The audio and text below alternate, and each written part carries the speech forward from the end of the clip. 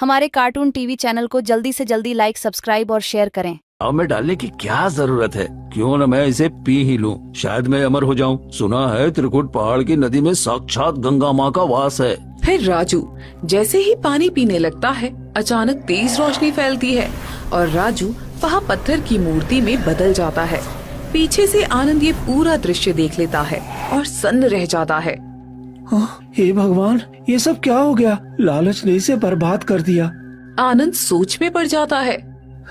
मैं क्या करूं? इस कमंडल का जल भी जूठा हो गया है, लेकिन मुझे इसे लेकर आगे जाना ही होगा। मुझे ये जल तालाब में डालने से पहले साधु महाराज से मिलना होगा।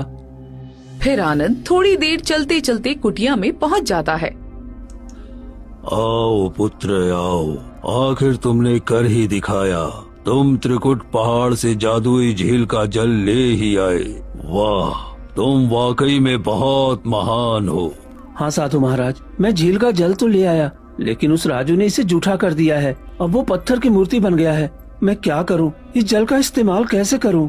उसने लालच में तुम्हारे पास से जल छीनने की कोशिश की, लेकिन तुमने लालच नहीं किया, इसलिए इसकी शक्ति अभी भी बरकरार है।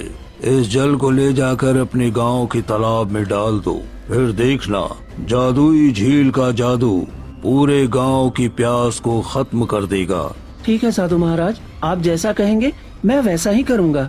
फिर आनंद वहाँ से निकल पड़ता है और गांव के तालाब में पहुँच जाता है। बस अब कुछ ही देर में ये तालाब भर जाएगा। आनंद कमंडल का जल तालाब में डालता है। तभी तेज रोशनी फैलती है और पानी धीरे धीरे बढ़ने लगता है। अचानक पूरा तालाब भर जाता है और पानी से लबालब हो जाता है।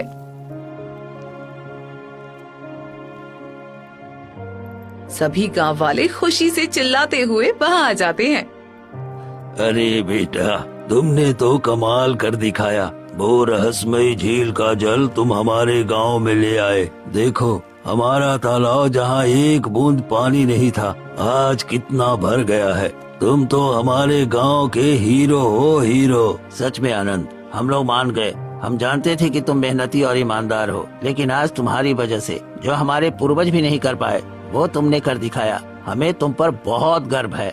और हाँ, आज से तुम्हें हमारे गांव का सरपंच घोषित किया जाता है। अब जो भी तुम कहोगे वही इस गांव का नियम होगा और हम सब मिलकर तुम्हारा साथ देंगे। इसीलिए कहते हैं कि मन में कभी छल कपट नहीं रखना चाहिए। आज अगर ये गांव बचा है तो सिर्फ आनंद की सच्चाई और मेहनत की वजह से बचा है। सभी गांव वाले आनंद की जय जयकार करने लगते हैं। उसके बाद आनंद हमारे कार्टून टीवी चैनल को जल्दी से जल्दी लाइक, सब्सक्राइब और शेयर करें।